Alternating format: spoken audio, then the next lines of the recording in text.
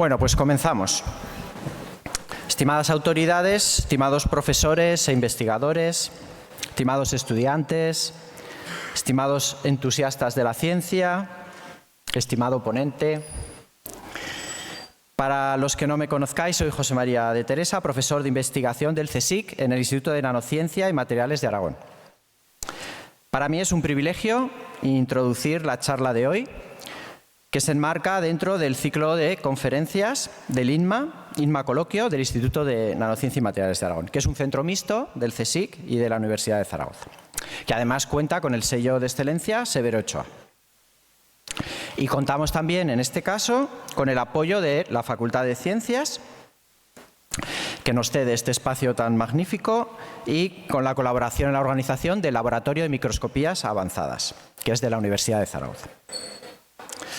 Bueno, este sitio es un sitio magnífico donde ha habido charlas estupendas a lo largo de la historia y donde también ha habido inolvidables exámenes. Eso lo sabréis los estudiantes. Antes de resumir la trayectoria científica del profesor Pablo Jarillo Herrero, quería comenzar felicitándole por el reciente premio Fronteras del Conocimiento BBVA 2025 en el apartado de Ciencias Básicas que ha obtenido junto al profesor Alan McDonald. Es un premio que se otorga desde España, pero que está alcanzando un gran prestigio internacional. No solo por su importe económico, sino también por el prestigio de los premiados. Por poner un ejemplo, en el campo de la física, en el año 2022, los ganadores fueron Anne Lullier, Ferenc Krauss y Paul Corcoran, y al año siguiente, 2023, los dos primeros consiguieron el Premio Nobel de Física. Y otro ejemplo, en el caso de biología, en el año 21, los ganadores fueron Katalin Karikó, Drew Weissman y Robert Langer, y 2 años más tarde, en 2023, por la vacuna del COVID, pues obtuvieron el Premio Nobel en Medicina los dos primeros. Así que enhorabuena, Pablo. Para los que no conozcan la trayectoria científica del profesor Jarillo, haré un breve resumen. Se licenció en Física en la Universidad de Valencia, siendo Premio Nacional de Física. Continuó su carrera con un máster en la Universidad de California, en San Diego, y posteriormente en la Universidad Tecnológica de Delft, Países Bajos, donde se doctoró. Y allí continuó un poquito más como postdoc y luego ya se fue a Estados Unidos, primero con un puesto postdoctoral en la Universidad de Columbia y posteriormente fue fichado por el MIT en 2008, donde actualmente ocupa la cátedra Cecil Leida Green de Física, y allí dirige un grupo de materiales 2D y física de la materia condensada, temáticas sobre las que va a hablar hoy. Aquí podemos ver imágenes de su portada, de la portada de su página web, donde no falta una en apariencia suculenta paella valenciana. Luego, en el turno de preguntas, podéis preguntarle sobre la intrahistoria de cómo le fichó el MIT, que es una historia muy divertida. En cuanto a los temas de investigación en los que ha trabajado, no penséis que solo ha trabajado en el ángulo mágico del grafeno. Aquí tenéis un primer trabajo en el campo de la fusión nuclear. Cuando era estudiante de físicas, pues hacía estancias durante el verano de investigación en Alemania, y allí pues participó en un trabajo. Luego ya durante su tesis doctoral se puso muy serio, comenzó a publicar artículos en la revista Nature sobre el transporte eléctrico en nanotubos de carbono. Y a continuación pues eligió el grupo de Philip King en la Universidad de Columbia para realizar una estancia postdoctoral que le metió de lleno en el tema del grafeno. Aquí podéis ver dispositivos tan virgueros que hacían mediante nanolitografía para estudiar el transporte eléctrico en nanoconstricciones de grafeno. Y ya como jefe de grupo en el MIT, pues enseguida comenzó a publicar artículos en Nature y Science, como este que veis de 2011. Fue en esa época en la que comenzaba en el MIT cuando yo conocí a Pablo. Aquí podéis ver 2 versiones jóvenes nuestras del año 2009, cuando coincidimos en la Escuela de Grafeno que se celebró en Benasque. Esta foto se puede descargar de la página web del Centro de Ciencias Pedro Pascual de Benasque, y hay otros miembros ilustres de la física española como Paco Guinea, José Ignacio Latorre. En este primer encuentro ya le propuse a Pablo venir a dar una charla a Zaragoza, y aquí está, 16 años después, aquí lo tenemos. Por fin llega el año que le cambia la vida al profesor Jarillo, que es el año 2018, y aquí hay que ponerse serios otra vez porque publica 2 artículos en Nature sobre los fenómenos físicos que aparecen en 2 capas de grafeno rotadas a un ángulo muy preciso, 1,1 grados, y este resultado es considerado como el más importante del año por la revista Physics World. De hecho, el artículo donde describe la superconductividad en el ángulo mágico ya ha conseguido 7.000 citas. Para los que no sois del ramo, esto no significa que Pablo se ha citado con 7.000 personas, sino que otros 7.000 artículos posteriores han mencionado ya este trabajo. Tal fue el impacto del trabajo que tan solo 2 años después ya recibió el premio Wolf, el premio Oliver Buckley, que es el más importante que otorga la Sociedad Americana de Física en Física de la Materia Condensada, y la medalla de la Real Sociedad Española de Física, que creo que es el físico español más joven en haberla conseguido. Y en estos últimos años han llegado otros muchos premios y reconocimientos, y por no abrumaros, pues nombro de nuevo el premio BBVA Fronteras del Conocimiento. Y ya para concluir, pues os quería contar que en diciembre del año 2024 aproveché la asistencia a un congreso de materiales en Boston para ir a visitar el laboratorio de Pablo, y tuve la experiencia de asistir a una de sus reuniones de grupo y luego el privilegio de cenar no solo con él, sino también con el primer autor del famoso trabajo, Joan Zhao, y de su mujer. Y en esta visita también le hice una entrevista de físico a físico que está accesible de modo libre en el podcast Conciencia Ando, que podéis escuchar en Spotify, iBooks, etc. Así que si después de esta charla pues os quedáis con ganas de saber más de la vida de Pablo, de sus descubrimientos, pues tenéis 1 hora a vuestra disposición de esta entrevista, que según el padre de Pablo es la mejor entrevista que le han hecho nunca. Pues gracias, profesor Jarillo, Pablo, por haber venido a Zaragoza, y ahora ya te cedo la palabra.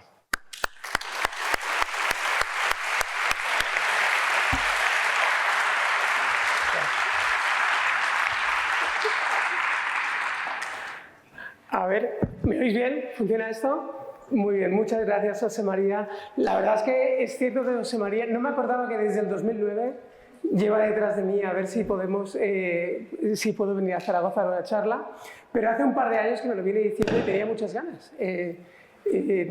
Zaragoza he estado un par de veces, pero muy brevemente. Entonces, por fin pudimos cuadrar agendas y eso sí, le dije, me tienes que enseñar bien la ciudad. Así que tenemos ahí unos cuantos tours luego esta tarde y tal, porque es una ciudad muy bonita y estoy muy contento de estar aquí, así que encantado.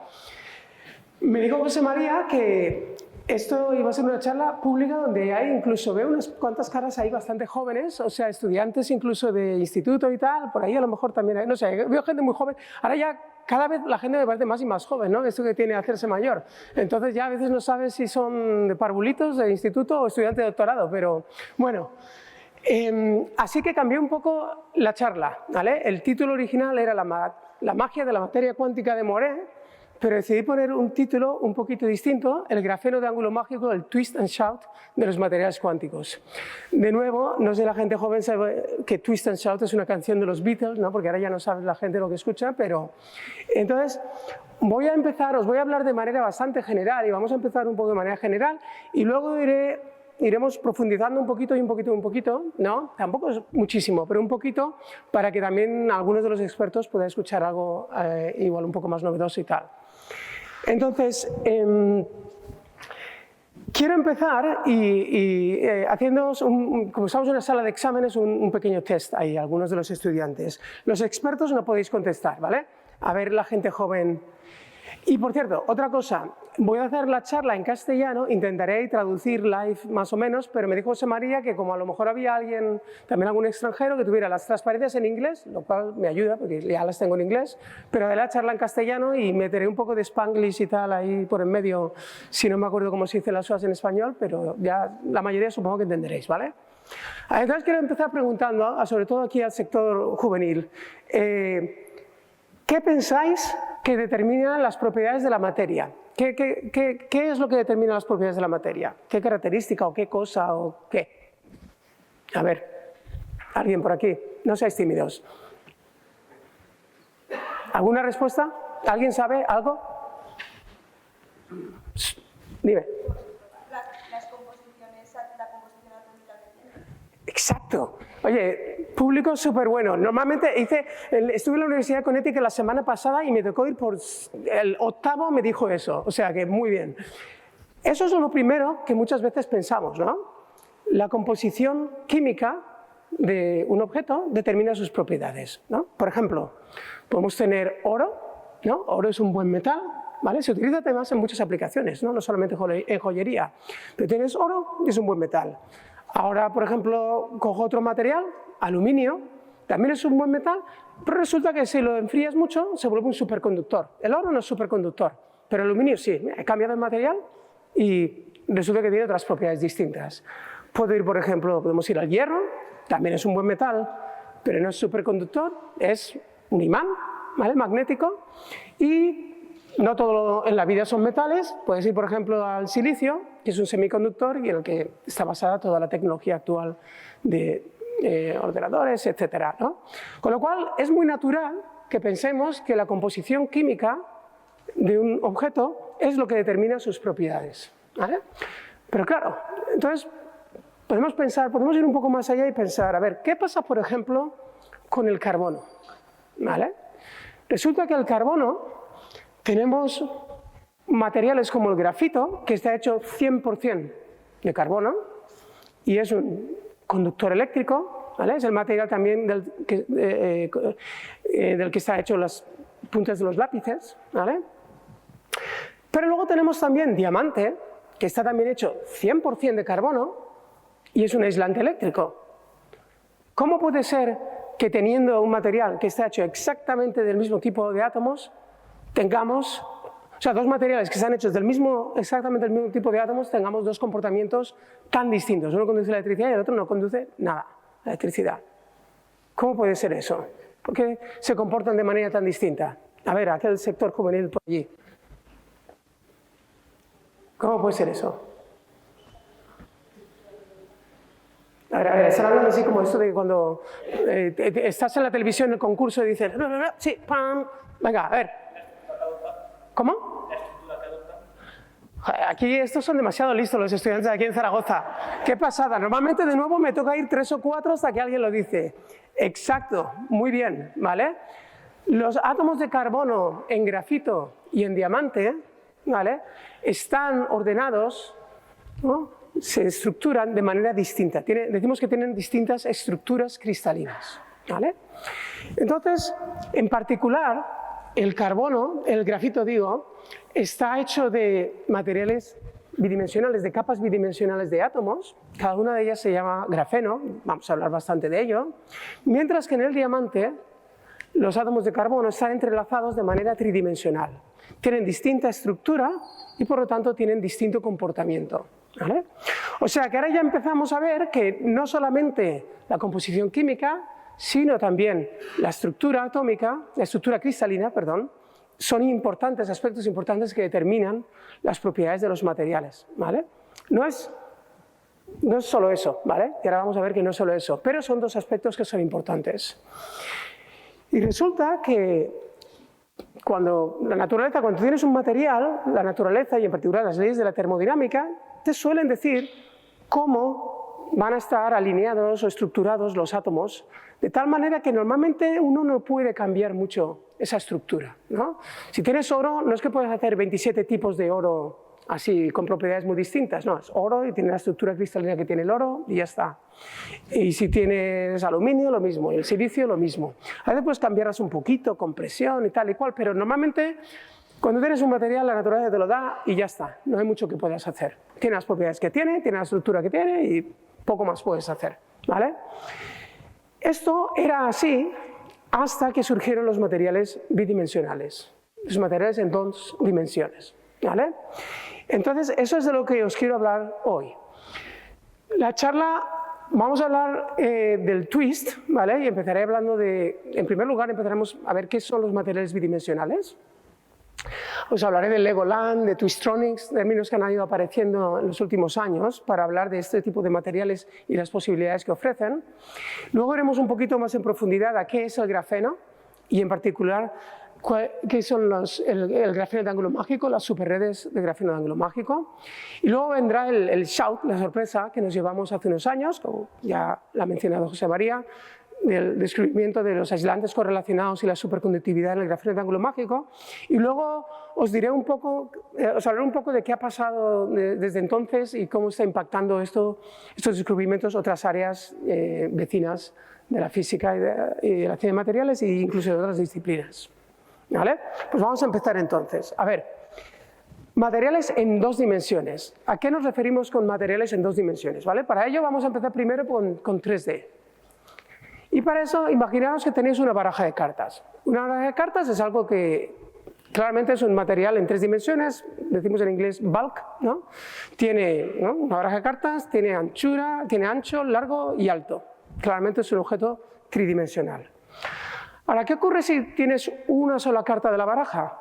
Esto es ancho, largo, pero ya es fino, ¿no? Es muy poco alto, ¿no? Vamos ya hacia bidimensionalidad.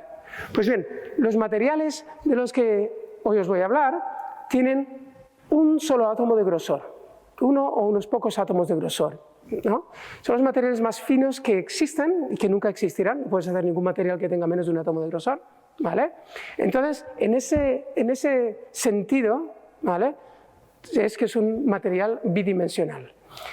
Y este material, el primero que fue aislado, es simplemente una capa de grafito que se llama grafeno, ¿vale? El grafito es el material del que está hecho la punta de los lápices. ¿No os habéis pensado alguna vez, cuando escribís con un lápiz en una hoja de papel, el proceso que está ocurriendo microscópicamente es análogo a como si cogierais una baraja de cartas y las esparcierais así en la hoja de papel, ¿no? La traza del lápiz es láminas de grafeno o láminas finitas de grafito que están siendo esparcidas en la hoja de papel. Entonces, para aislar el grafeno, realmente fue una cosa muy curiosa, y esto, si veis cómo es el grafito debajo, lo miráis con un microscopio electrónico, podéis ver aquí que esto, ¿veis que tiene forma ya como de una baraja que ya la has esparcido un poco? ¿Vale? Estas capas no son todavía monoatómicas, son más gordas. Puedes hacer otro zoom en uno de esos bordecitos y ves que siguen habiendo más capas, más capas, más capas, ¿vale? Y aquí arriba veis algunas arruguitas, eso ya son capas muy, muy, muy finas, ¿no? Y si miras con un microscopio muy potente la última capa, ¿vale?, esquemáticamente lo que ves es algo así, luego os mostraré una imagen real, ¿vale? Y es estos hexágonos, esta estructura que se llama de honeycomb, hexagonal, donde tienes estos átomos de carbono así organizados en hexágonos, ese material, un solo átomo de grosor, eso es el grafeno, ¿vale?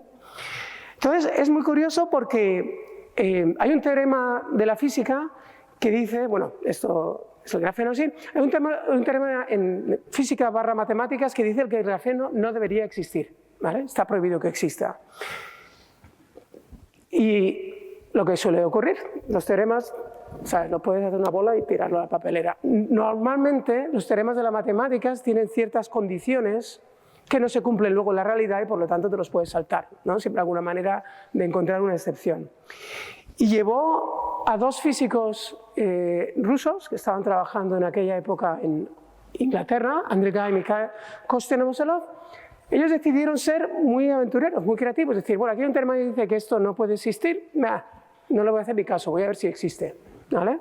Entonces, fueron los 2 físicos que lograron aislar el grafeno por primera vez y lo hicieron de una manera muy creativa. Cualquiera de vosotros lo podéis hacer en la cocina, ahí en casa, ¿sabes? Lo hicieron utilizando cinta de celo, scotch tape, que decimos, cinta de celo y polvo de grafito, ¿vale? Os voy a explicar muy brevemente cómo se hace esto. Tú puedes coger un bote que tiene cristales de grafito. Esta es mi mano, por cierto, ¿vale? Este soy yo con mi mano. Tienes ahí unos cristales de grafito y ahora resulta que coges uno de estos cristales de grafito y lo pones en una cinta de celo y ahora doblas la cinta de celo así y luego la despegas de sí misma. Y este cristal de grafito se divide en 2. Es como si coges una baraja de cartas y la divides en 2. ¿De acuerdo? Luego hago así, un poco modifico, ¿sabes? Muevo así un poco la cinta de celo y vuelvo a hacer esto y se divide en 4. Luego hago así, vuelvo a hacer esto y se divide en 8, 16, 32, 64. Y hago esto hasta que me aburro más o menos, ¿vale? Entonces, o sea, esto podéis ver el proceso, cómo se va haciendo, lo voy despegando, lo voy haciendo, lo voy despegando y al final acabas una cosa a lo mejor que tiene esta pinta. Tienes un montón de grafito ahí en esa cinta de celo y luego resulta, coges un sustrato de silicio, que es esta cosa que hay aquí, un sustrato de silicio, pongo la cinta de celo con grafito así boca abajo, la pego encima y luego estiro de la cinta de celo, ¿vale?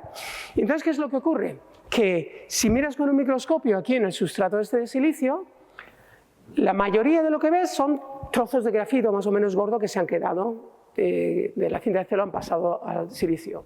Pero resulta que de vez en cuando ves en algunas zonas un objeto muy finito y resulta que a veces se queda una sola lámina de grafeno, una sola hoja de grafito, se queda ahí pegada, ¿no? Y la imagen que uno toma con un microscopio óptico es algo así. Esto de aquí, que veis aquí, es una sola capa de grafito o grafeno, un material de un átomo de grosor.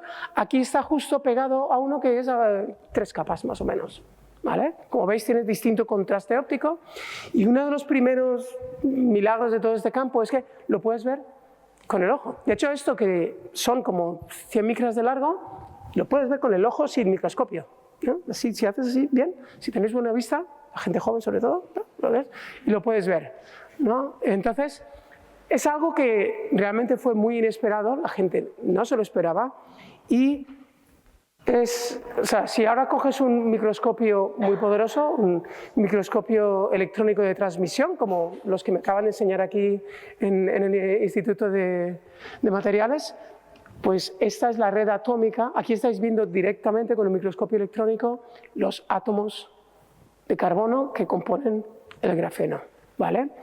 Entonces, esto es algo que fue increíble, creó muchísimo interés y en el año 2010 Andrei Geim y Kostya Novoselov le dieron el Premio Nobel de Física por el aislamiento del grafeno y por el estudio de las primeras propiedades electrónicas de estos materiales, ¿no?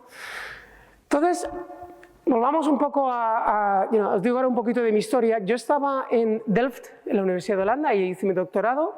Esta era la pinta que yo tenía en el 2005. Cuando acabé mi doctorado estaba yo ahí soñando un poco qué es lo que... O sea, justo acabé mi doctorado, por cierto, esa ciudad es preciosa, los que no habéis estado es muy bonita. Y estaba pensando, a ver, ¿qué podría investigar ahora? Ahora que he acabado mi doctorado, ¿qué podría investigar yo? Y mi director de tesis, Leo Kauenhofen, me dijo: Pablo, ¿has oído hablar de este material increíble que se llama grafeno? Y yo, el artículo acababa de salir ahí en el 2004-2005, fue cuando salieron los primeros artículos.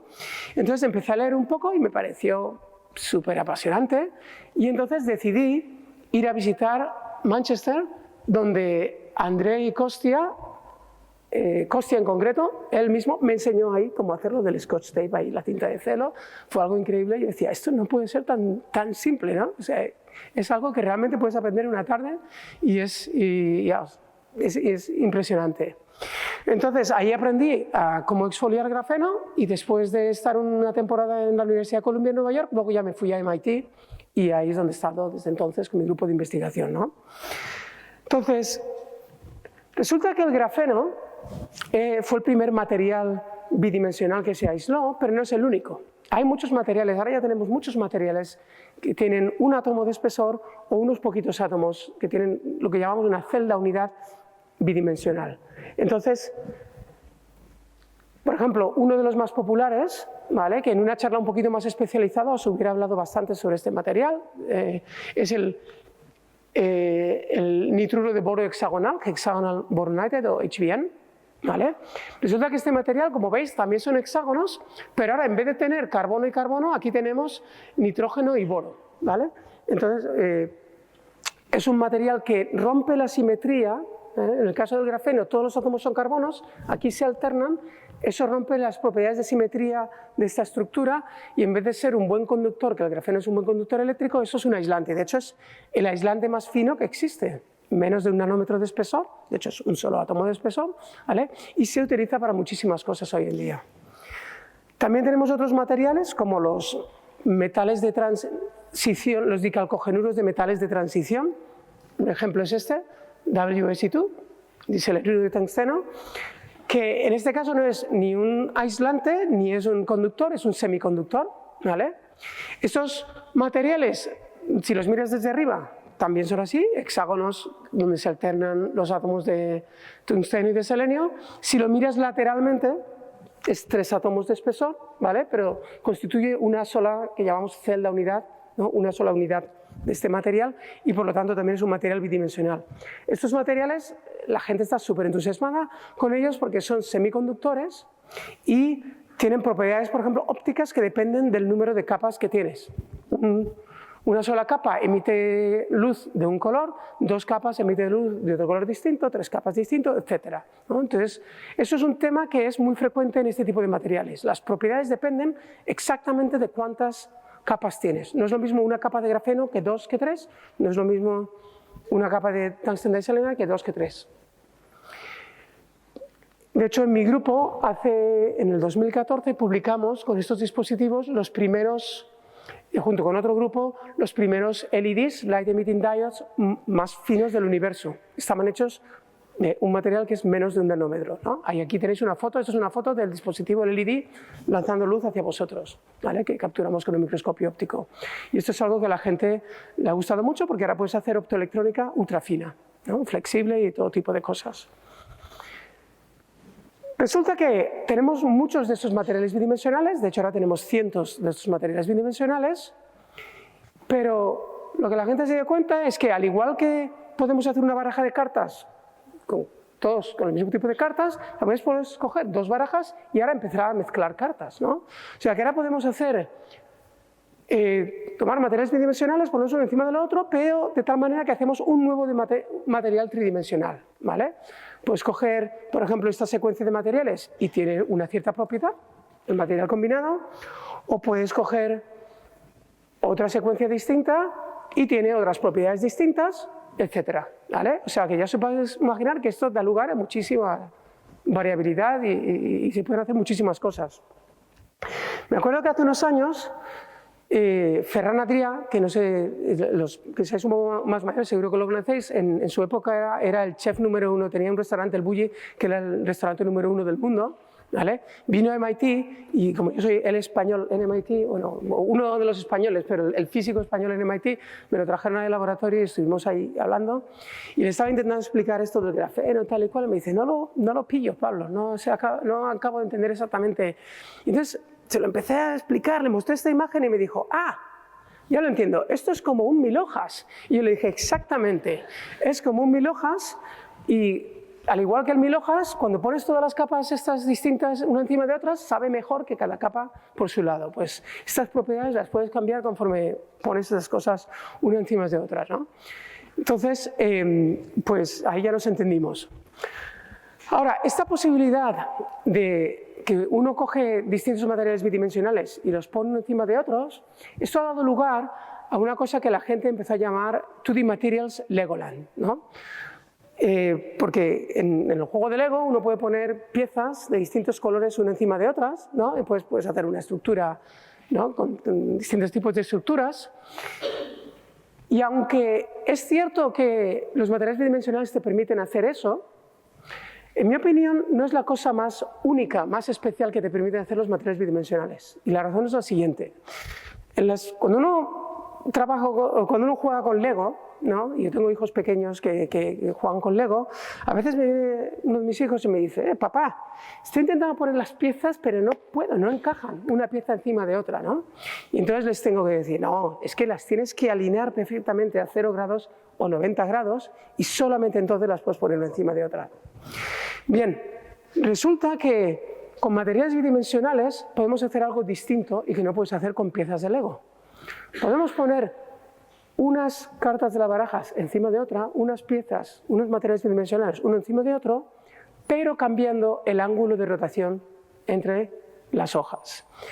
Eso es algo que se llama, y aquí viene el twist, twistrónica, de electrónica girando las cosas, ¿vale? Y es algo que nunca se había podido hacer en la historia de la ciencia de materiales, en la historia de la física. Como he dicho antes, la naturaleza, las leyes de la termodinámica, las leyes de la física, de la química, nos dicen los materiales como tienen que ser. No los puedes cambiar así a tu gusto. Pero ahora que tenemos materiales bidimensionales, nada me impide coger una hoja, una carta de la baraja, coger otra hoja y las pongo una encima de otra con cualquier ángulo de rotación que yo quiera. Puedo coger en concreto una capa de grafeno, tiene aquí estos hexagonitos, y ahora puedo poner otra capa de grafeno encima de ella, pero lo puedo hacer con cualquier ángulo de rotación entre las capas que yo quiera. ¿Vale? Lo puedo escoger totalmente. 30 grados, 27 grados, 1,1 grados, como os enseñaré. Y eso es algo que es completamente nuevo, que nunca se había podido hacer. Y resulta que cuando juegas con este grado de libertad, de la rotación entre las capas, puedes modificar de manera dramática las propiedades electrónicas, ópticas, mecánicas de la materia, como os voy a enseñar. ¿Vale? Entonces, cuando pones estas dos estructuras periódicas, esto es un concepto general en matemáticas, cuando pones dos estructuras periódicas y las giras, formas una superestructura periódica que se llama un patrón de Moiré, ¿vale? Y es algo que visualmente es muy appealing. A veces si vas a museos de ciencia y tal, te muestran las matemáticas de los patrones de Moiré, son muy chulas. He traído aquí unos simuladores de Moiré, ¿vale? De patrones de Moiré. Se han hecho para hexágonos, o sea, esto es como Magic Angle Graphing, ¿no? Pero los voy a pasar. Tenéis que empujar con un dedo hacia arriba y con el otro hacia abajo. Y entonces rotáis una capa como por encima de otra y veréis cómo cambia el patrón de Moiré como función del ángulo de giro, ¿vale? Voy a pasar uno por aquí, otro por aquí y lo pasáis así y que me vuelvan, por favor. Entonces, resulta que ahora vamos a profundizar un poquito más en cómo se hace esto, ¿vale? Y qué ocurre exactamente desde el punto de vista de la física. Entonces, si pones grafeno encima de grafeno, ¿vale? Se forma un patrón de Moiré, una heteroestructura de Moiré, donde la longitud de onda de Moiré se llama, que es la distancia entre las pelotitas estas de fútbol que veis en la pantalla, ¿vale? Resulta que es más o menos inversamente proporcional al ángulo de giro, ¿vale? Sobre todo a pequeños ángulos es inversamente proporcional al ángulo de giro, ¿no? Con lo cual esto sube, conforme lo haces el ángulo más pequeño y se puede hacer un patrón muy grande, muy largo. Esto es lo que ocurre en espacio real, ¿no? Esto es una imagen, lo estás viendo ahí y se forma este patrón de Moiré. Entonces, ¿cómo cambian las propiedades electrónicas del grafeno cuando haces grafeno y cuando haces grafeno de ángulo mágico? Que consiste en poner grafeno encima de grafeno con un ángulo de giro de 1,1 grados, muy preciso, ¿vale? Para que hagáis una idea, luego voy a mostraros algo un poquito más especializado, pero así para el público general, para los estudiantes de instituto y tal. En el grafeno, ¿vale? Los electrones tienen energía cinética, energía porque se mueven, ¿vale? Y uno puede dibujar hacer una gráfica en cuál es la energía cinética de los electrones como función del momento de los electrones, ¿vale? Y resulta que la gráfica esta es así, es lineal. Esto es una cosa súper rara, ¿vale? Creo que incluso los estudiantes de instituto, probablemente los que hayáis cogido ya física, estéis familiarizados con el hecho de que la energía cinética es una función cuadrática del momento, de la velocidad, es un medio de la masa por la velocidad al cuadrado, o como función del momento, P al cuadrado dividido por 2m, ¿vale? En el 99,999% de los materiales, esa es la relación entre la energía cinética y el momento de los electrones. Resulta que en grafeno no, en grafeno es lineal, ¿vale? Una línea recta, ¿vale? Esto se parece mucho más, esta dispersión, digamos, de la energía frente al momento, a el comportamiento de los fotones, las partículas de luz, ¿vale? Las partículas de luz siempre van a la misma velocidad, la velocidad de la luz, independientemente de cuál es su energía. Y eso es una manifestación directa de esta línea. Resulta, de hecho, que la pendiente de esta línea te da la velocidad de los fotones en su caso, en este caso de los electrones en grafeno, ¿vale? Y como esta pendiente, como esta línea está así, tiene una pendiente muy elevada, eso te dice que los electrones se mueven muy deprisa en grafeno. Y eso es algo que se ha comprobado, ¿vale? Grafeno es un buen conductor de electricidad en el que además los electrones se mueven muy deprisa. Bien, ¿qué ocurre en el grafeno de ángulo mágico? ¿Vale? Si ponemos grafeno encima de grafeno a 1,1 grados y miramos cuál es la energía cinética como función del momento, resulta que es así. Esta pendiente muy elevada, en primer lugar ya no es línea recta exactamente, ¿vale? Pero además la pendiente es muy pequeña. Y pendiente muy pequeña significa que los electrones van muy despacio, ¿vale? De hecho, estas bandas se llaman las bandas planas porque es muy planito, ¿vale?, del grafeno de ángulo mágico. ¿Esto por qué es muy importante y por qué determina tanto el comportamiento de la materia? Pues es por la siguiente razón. Los electrones en la materia tienen dos tipos de energía. Uno es la energía cinética, porque se están moviendo, ¿vale?, que es la que estoy dibujando aquí. Y otra es la energía de interacción entre los electrones. Los electrones son partículas cargadas y se repelen, ¿vale? Entonces esta interacción es la interacción de la ley de Coulomb, ¿vale?, la energía electrostática de repulsión.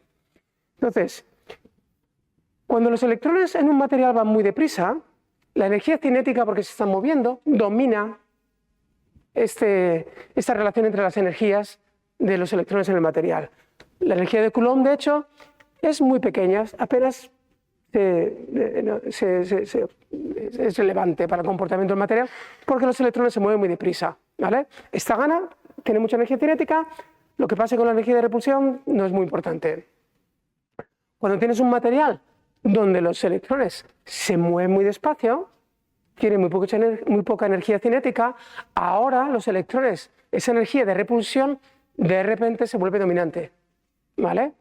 Y resulta que la energía de repulsión entre los electrones es la que hace que los materiales se puedan comportar de manera muy exótica, en general, en mecánica cuántica. Esto es algo que enlaza con una cosa que se llama el comportamiento emergente de la materia cuántica, ¿vale? Resulta que cuando uno estudia física cuántica, ahora ya me muevo de high school a los de carrera, no sé, ellos parecen unos poquitos más, un año o dos más mayores que estos. A ver, cuando uno estudia física cuántica, la ecuación más importante de física cuántica, ¿cuál es? Igual me tengo que subir a la siguiente fila, no sé. ¿Cómo se llama? La ecuación de Schrödinger, muy bien, exacto. Resulta que la ecuación de Schrödinger, que es la ecuación que nos dice cómo se comportan los electrones en un material, ¿vale? Cuando tienes un solo electrón, la física de un solo electrón, aquí tenemos un electrón con una flechita con un spin, ¿vale? Esa se entiende muy bien, se puede calcular exactamente. Tú tienes el potencial de los iones de un material y pones un electrón y lo puedes calcular todo perfectamente, ¿vale? Es una física que se llama de Single Particle Physics y es simple, está entendido muy bien. Pero si ponemos un conjunto de electrones, y no hace falta poner 30.000 billones, si pones 20 electrones en un material y estos interaccionan los unos con los otros, ahí eso no entendemos el comportamiento de esto. Tenemos la misma ecuación, pero resulta que no podemos resolverla. No la podemos resolver analíticamente, no tenemos tampoco ordenadores suficientemente potentes para resolverla numéricamente. Esto es parte de lo que se intenta resolver con ordenadores cuánticos, ¿vale? Son mucho más potentes para ciertos problemas. Entonces, este de comportamiento de many body physics o many interacting particles es difícil, no lo entendemos bien. Pues bien, cuando uno mira a la mayoría de los estados más fascinantes de la materia que tenemos en el universo, resulta que casi todos son de este tipo, ¿vale? Son estados de la materia que tienen lugar cuando muchas partículas interaccionan muy fuertemente con otras. Y eso ocurre en todos los campos de la física, ¿vale? Uno puede ir, por ejemplo, unos pocos cientos de nanosegundos después del Big Bang, ¿vale? Se crea un estado de la materia que se llama el plasma de quarks y gluones, donde tienes un montón de... Estas son las partículas subatómicas que están en el núcleo, ¿no? Y hay una sopa de estos quarks y gluones interaccionando muy fuerte unas con otras, y es un estado de interacción muy fuerte de la materia que no lo entendemos muy bien, ¿no? Por eso, porque tienen muchas partículas interactuando unas con las otras. Hoy en día intentamos estudiar estos estados de la materia cuando hacemos chocar iones pesados en aceleradores de partículas, como esta imagen, que es de Brookhaven National Laboratory, en Nueva York. Cuando una estrella explota, hay una estrella que explota en una supernova, deja detrás, después de la explosión, una estrella de neutrones. Estos son un montón de neutrones, que son partículas de la materia que están interaccionando muy fuerte entre ellas y también crean distintas capas con distintas fases de materia nuclear en las estrellas que no entendemos muy bien y que hoy en día pues, las intentamos observar también con telescopios, etc. Y luego cuando vienes ya al campo más de los materiales cuánticos, ¿no? Resulta que estos materiales cuánticos o materiales correlacionados que se llaman, por ejemplo los superconductores de alta temperatura, ahora son los electrones en un material los que están interaccionando muy fuertes los unos con los otros y dan lugar a fenómenos cuánticos muy exóticos como la superconductividad. ¿Vale? Entonces, si nos ponemos en este campo de la materia cuántica de Moiré, resulta que bueno, ahora os explicaré un poco más de cómo surgió esto, pero resulta que esta posibilidad de utilizar el ángulo de giro para controlar las propiedades de la materia ha supuesto una nueva plataforma para estudiar este tipo de física. ¿Vale? Tradicionalmente tenemos los materiales cuánticos de toda la vida, entre comillas, ¿vale? Que llevamos estudiando, no sé, 100 años o algo así, o algunos 40 años, otros dependiendo.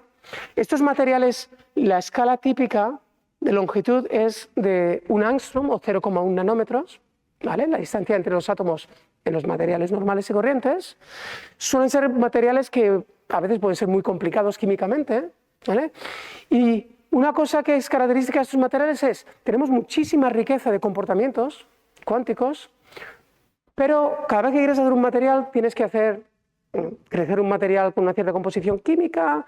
Si quieres otra fase de la materia, normalmente tienes que crecer otro material distinto con otra composición química, etc. Tenemos así millones de materiales y muchísimos tipos de comportamiento de estos materiales.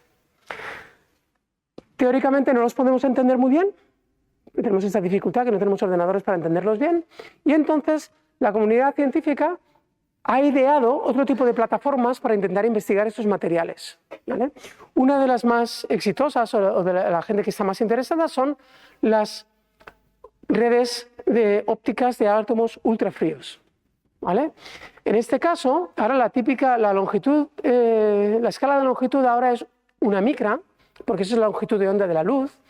Aquí lo que hace esta comunidad es, cogemos un láser, nos mandamos un láser contra otro láser y otros dos así, y creamos un potencial periódico de luz donde podemos colocar átomos, así como si colocaras huevos en un cartón de huevos, ¿vale? Y resulta que con los láseres puedes variar todos los parámetros del sistema. Puedes hacer que estos átomos estén un poquito más cerca, un poquito más lejos, que interaccionen más fuerte, que interaccionen menos fuerte, cambiarlos un poco. Puedes controlarlo todo perfectamente, ¿vale? Este tipo de plataforma se llama una plataforma de simulación cuántica. Estoy simulando mi material. No es un material de verdad, así que lo puedes tocar. Esto es una nube muy diluida, ¿vale? Pero puedes simular el comportamiento de un material, ¿no? ¿Qué ocurre? Con estas plataformas de átomos ultrafríos tienes muchísima capacidad de cambiar todas las propiedades de este material que estás simulando, pero debido a que esta escala es muy grande, en torno a la micra de longitud, todas las escalas de energía en estos materiales son muy bajas. Ellos están trabajando ahora en torno a unas temperaturas de en torno a un pico Kelvin, 10 a la menos 12 Kelvin, por encima del cero absoluto, y aún así, eso es el límite muy alto de temperatura para la mayoría de los otros materiales que estudiamos. Con lo cual, utilizando de dicho pico Kelvin, igual 100 pico Kelvins. Pero básicamente están estudiando las fases de la materia cuántica a alta temperatura. No son capaces de enfriar lo suficiente para ver muchísimas de las fases de la materia cuántica que vemos con los materiales tradicionales. Tienen todavía que enfriar mucho más, a un pico Kelvin o así, y es muy difícil. No hay nada que lo prohíba, no hay una ley fundamental de la naturaleza que lo prohíba, pero técnicamente es súper difícil y entonces están ahí trabajando, pero cuesta bastante. Y lo que desarrollamos en mi grupo, y ahora se ha convertido en una plataforma muy grande, muchísimos grupos están trabajando, es con la materia cuántica de Moiré, que es una nueva plataforma para investigar física de electrones correlacionados y física topológica, donde esta vez, ahora la longitud típica es la longitud de Moiré, que viene a ser en torno a 10 nanómetros, o sea que esta plataforma es complementaria, es un factor 100 más grande que esta, un factor 100 más pequeña que esta, en escala de longitud típica, y asociadas con esas escalas de longitud vienen las escalas de energía o de temperatura. Entonces, con la materia cuántica de Moiré resulta que todos los parámetros del sistema y las fases ocurren en un entorno de temperaturas de en torno a 1 Kelvin, 100 kelvins, y esas son temperaturas que son muy accesibles en un laboratorio de física de estado sólido de bajas temperaturas, con lo cual, con esta plataforma tenemos mucha más tunabilidad, tenemos mucha capacidad de control comparado con estos, no tanta como con los átomos ultrafríos, pero a diferencia de los átomos ultrafríos hemos podido realizar todas las fases de la materia cuántica conocidas y descubrir nuevas que no se habían descubierto antes, en unos pocos años, ¿vale? Entonces, el grafeno de ángulo mágico, ahora un poquito más para expertos, ¿vale? ¿Qué es lo que ocurre ahí? Voy a explicar simplemente el proceso que he dicho antes de que no sé, la velocidad era muy alta y luego es muy baja, pero ahora un poquito más técnicamente. Cuando tienes grafeno encima de grafeno, ¿vale? Tienes este cono de Dirac, que es la estructura electrónica de una capa de grafeno, tienes la otra capa de grafeno, el cono de Dirac. Esto sería lo que ocurriría si los electrones de una capa de grafeno no supieran que la otra capa de grafeno está ahí cerquita, ¿vale? Se entrelazarían las estructuras electrónicas. Pero cuando tienes grafeno encima de grafeno, los electrones, esta otra capa de grafeno está a 3 angstroms. Entonces los electrones pueden, por efecto túnel, saltar de una capa a la otra.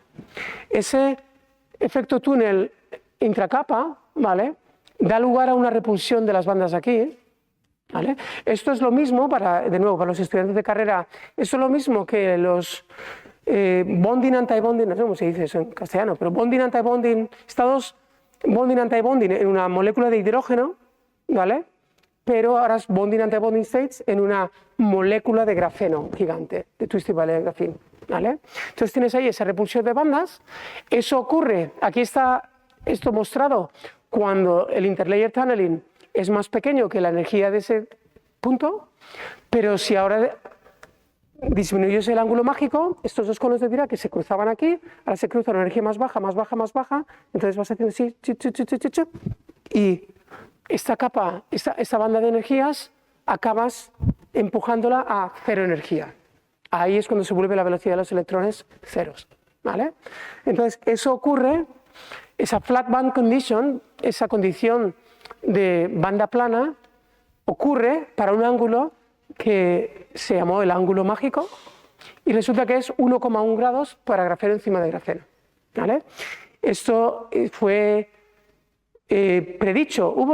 Esto es un fenómeno, por cierto, de single particle physics. Esto no es complicado, esto se puede predecir, se puede estudiar, la gente lo miró, ¿vale?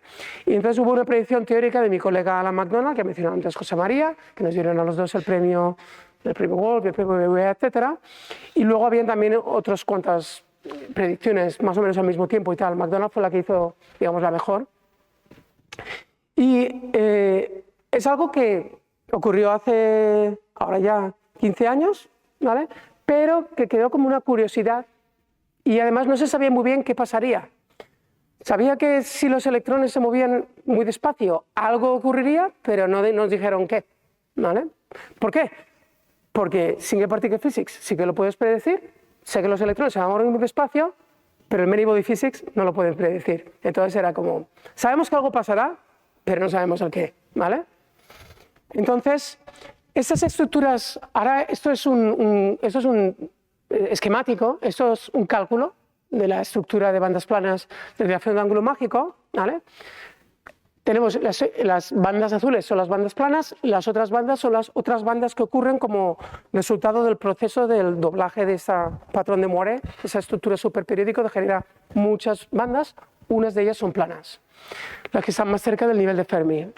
Entonces, vamos a poner electrones en esos estados electrónicos azules y ¿qué pasa con esos electrones? Si ahora vuelvo e intento mirar en el espacio real esos electrones, ¿dónde van?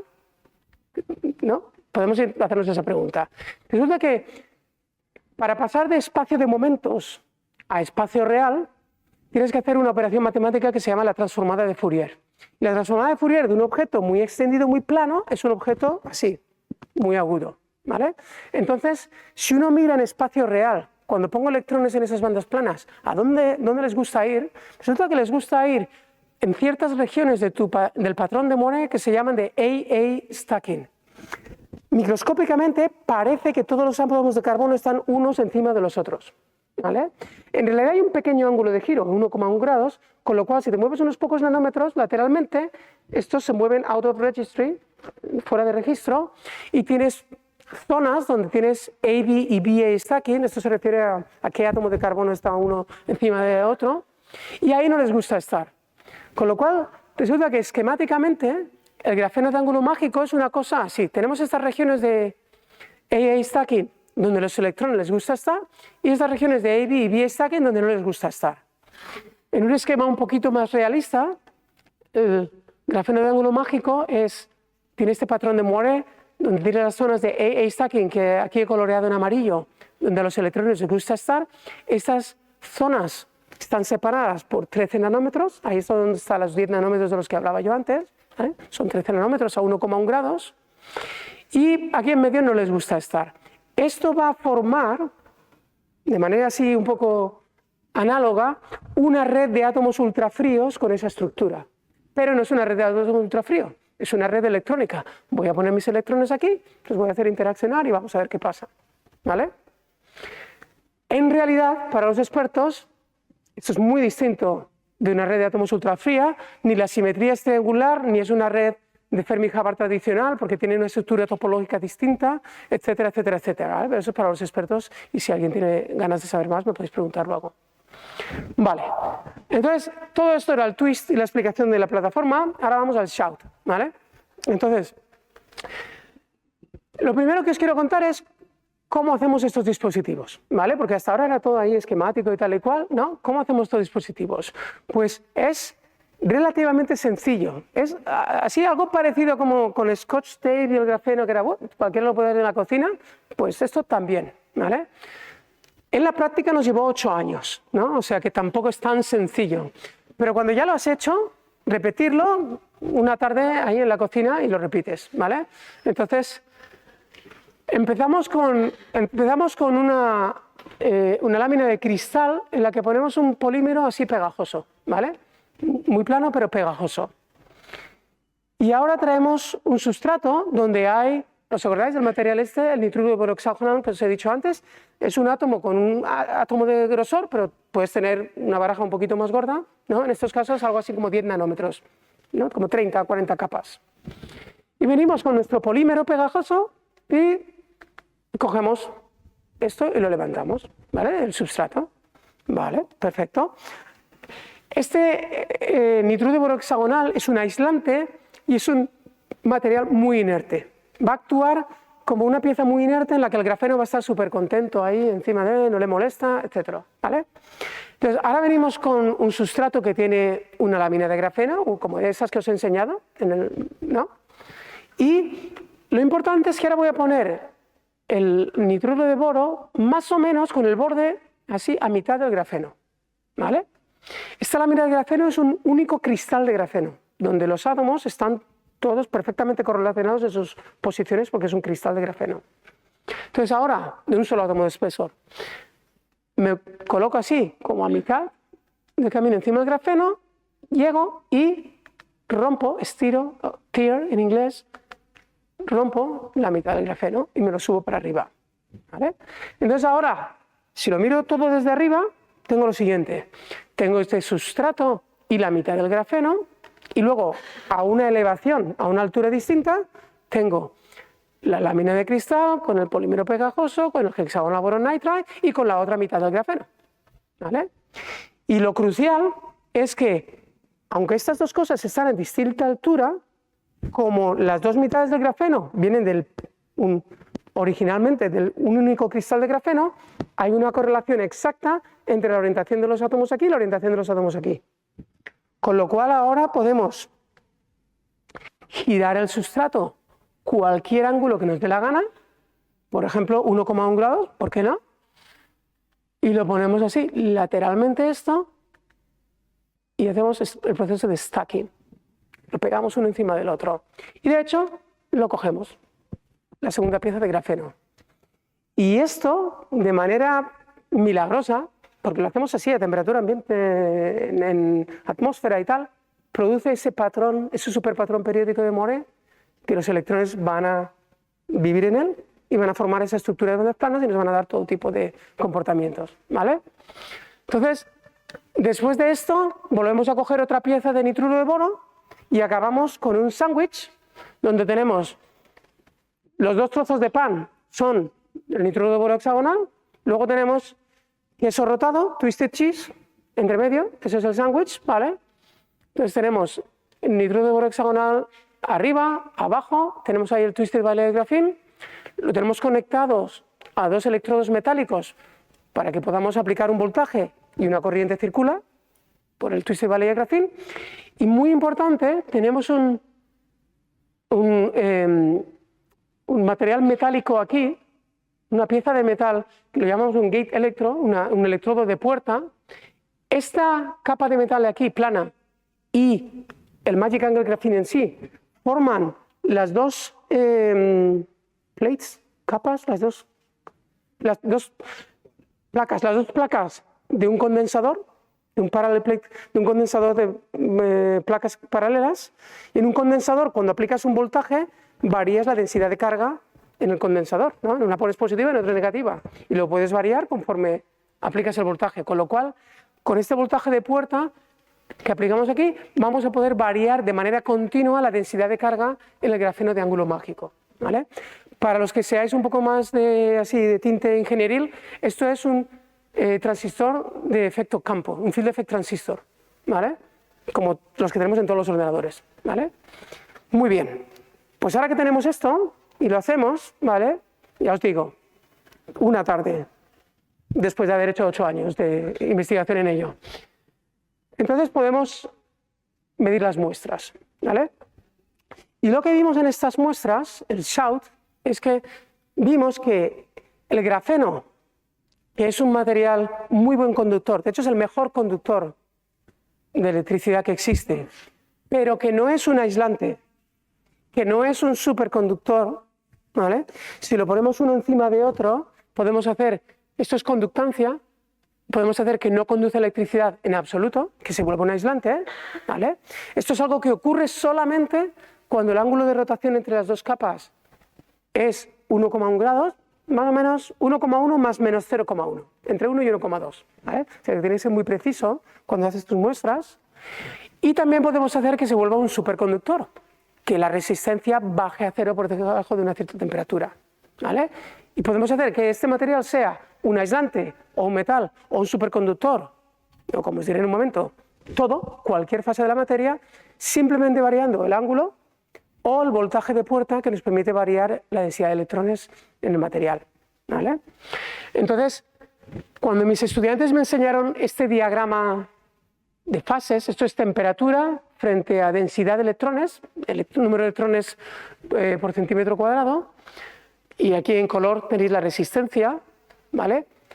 Esto es, cuando es rojo es un aislante, cuando es azul oscuro es superconductor, ¿vale? Como veis, cambiando la densidad podemos cambiar el estado de la materia. Cuando mis estudiantes me enseñaron esto, lo primero que me vino a la cabeza inmediatamente era cientos de veces que en seminarios y en conferencias había visto este diagrama de fases, ¿vale? Este es el diagrama de fases de los superconductores de alta temperatura, de los cupratos, ¿vale? Dejadme que ponga los ejes de la misma manera que aquí. Voy a dar la vuelta a esto. Aquí tenemos dopaje con huecos y dopaje con electrones. Resulta que en los superconductores de alta temperatura, cero dopaje en realidad hacen un reset. Significa un electrón por átomo de cobre en estos materiales. Cuando tienes un electrón por átomo de cobre, tienes un aislante correlacionado, de estos donde el material se vuelve aislante porque los electrones interaccionan muy fuertemente entre ellos, se llama un aislante de Mott. Si quitas electrones del material o añades huecos, que decimos, se vuelve un superconductor. Si añades electrones, se vuelve un superconductor, ¿vale? En el grafeno de ángulo mágico, esto de aquí ocurre cuando tienes 2 electrones o 2 huecos por celda unidad de Moiré, ¿vale? Por pelotitas de esas amarillas que os he mostrado antes, y si añades unos pocos huecos, eso te da lugar a un aislante correlacionado, y si añades huecos o electrones, tienes superconductividad, ¿vale? Entonces, eso es algo que la gente se quedó muy sorprendida. Para empezar, hay muchísimas similitudes, pero también muchísimas diferencias, o sea que no os vayáis todos pensando estos son idénticos, ¿vale? Hay también muchísimas diferencias. Desde el punto de vista pragmático hay una diferencia importante, y es que esto de aquí es un diagrama de fases teórico. Para poblarlo con puntos experimentales tenemos que crecer cientos de cristales con distintas composiciones químicas, con distintos dopajos, con distinto desorden, y enfriar cientos de muestras para poner aquí puntitos experimentales, ¿vale? Y lleva años. Esto de aquí es un diagrama de fases experimental hecho en una sola muestra sin ningún tipo de dopaje químico, sin ninguna impureza, con una sola realización de disorder, la que tengas, twist angle disorder que se llama, y voy de aquí a aquí con el voltaje en 10 segundos, ¿vale? Con lo cual esto permite estudiar de manera mucho más ajustable todas las propiedades y las distintas fases de la materia. Esto lo publicamos en marzo del 2018, coincidiendo con el March Meeting de la American Physical Society, que es la reunión más importante del mundo de física de la materia condensada. Y entonces ocurrió lo que llamo el tsunami teórico que empezó, ¿no? Lo anunciamos ahí en el March Meeting. Esto es una lista de los primeros papers que aparecieron así una semana, así 2 semanas después de que publicamos nuestro artículo. Esta lista ahora tiene como 10.000 artículos o algo así, ¿vale? Todo el mundo empezó a trabajar en esto y empezó a preguntarse, todo el mundo quería saber cuál era el origen de estos aislantes correlacionados y cuál era el origen y qué tipo de superconductividad habíamos descubierto, ¿vale? Se propusieron todo tipo de cosas. Ahora, para los expertos sabéis que hay superconductividad de muchos tipos. Bueno, no sabéis cuántos tipos. O sea, los teóricos predijeron S, P, D, F, G, S plus P, D plus ID, F plus G, todas las combinaciones de las letras del alfabeto, todas las permutaciones, todas fueron predichas, ¿vale? Siempre yo bromeo con la gente que cuando yo trabajaba en una sola capa de grafeno, el ángulo de desacuerdo entre los teóricos era como 20 grados más o menos. Así en general pensaban de la misma manera, ¿no? Algunas pequeñas diferencias. En este campo, que es complejo, de la física de muchos electrones, 360 grados. De hecho es 4pi, es en todas direcciones del espacio que los teóricos están en desacuerdo unos con otros, ¿no? Estos problemas son muy complejos, tienes que hacer aproximaciones, diferentes físicos hacen diferentes aproximaciones, te llevan a conclusiones distintas y están todo el día peleándose, ¿no? Entonces, fue algo que sociológicamente para mí fue muy interesante, ¿no? Ver que todas las cosas que, ¿no? Analizando el mismo problema, cómo podían ser de dispares las conclusiones. Esto también generó mucho interés en la prensa popular, bueno, popular, a ver, un poco así científica, ¿no? Pero medio popular. Empezaron a salir montones de artículos aquí en cuál es la magia del grafeno de ángulo mágico, estas figuras así, como un acelerómetro ahí, parece que estás en una carrera de Fórmula 1. Y incluso generó una especie de fan club. El año pasado, un amigo mío de Stanford, profesor Eric Popp, le podéis mandar un email, esta historia es cierta, me manda una foto y dice, Pablo, estaba comprando y mira lo que vi en Stanford. Este es un coche que estaba aparcado allí en California, al lado de Stanford, en el supermercado, Trader Joe's, y me dice, mira, podéis ver, si hubiera un poco menos, veis que aquí incluso tiene un motivo de grafeno, veis los hexagonitos aquí, twist 2D. No sé quién es esta persona, tengo ganas de conocerlo, a ver un día cuando pase por Stanford si lo veo, y me pararé ahí a esperar a que salga al supermercado.